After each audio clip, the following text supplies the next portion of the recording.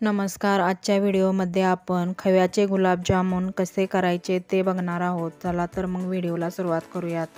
सर्वप्रथम पाक तयार करू. त्यासाठी एका पातेल्यामध्ये 1 वाटी साखर टाकून घेऊ. त्यामध्ये 1.5 वाटी पाणी घालून घेऊ.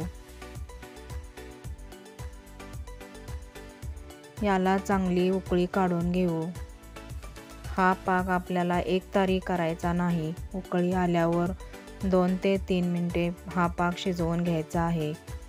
थोडासा चिकट झाला की आपला पाक तयार झाला. यावर प्लेट झाकून ठेवू. हा 1 पावशेर खवा घेतलेला आहे. याला खिसणीने खिसून घेऊ. म्हणजे एकसारखा मऊ खवा होतो. आपला खवा किसून तयार आहे.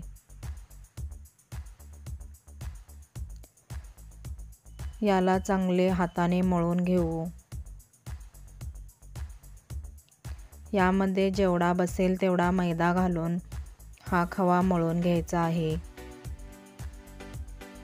थोडा थोडा मैदा घालून मळायचा आहे.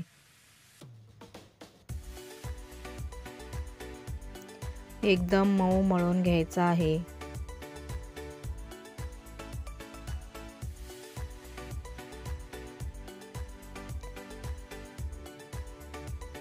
आता कढईमध्ये तळण्यासाठी तेल घालून घेऊ.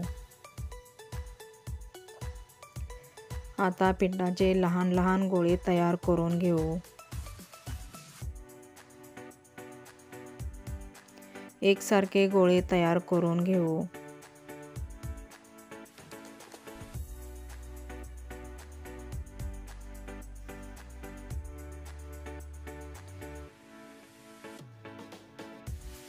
आता मंद गॅसवर गुलाबजामुन तळून घेऊ.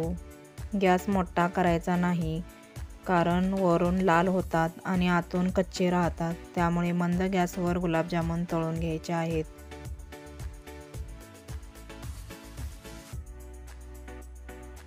गुलाबजामुन टाकल्यानंतर 1 मिनिटांनी परतायचे आहेत.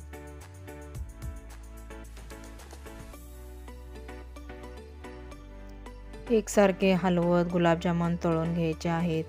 सोनेरी रंग येईपर्यंत तळायचे आहेत. आपले गुलाबजामुन तळून झालेले आहेत. याला पाकामध्ये टाकून घेऊ. असेच 2 ते 3 तास भिजत ठेवू. आपले गुलाबजामुन तयार आहेत.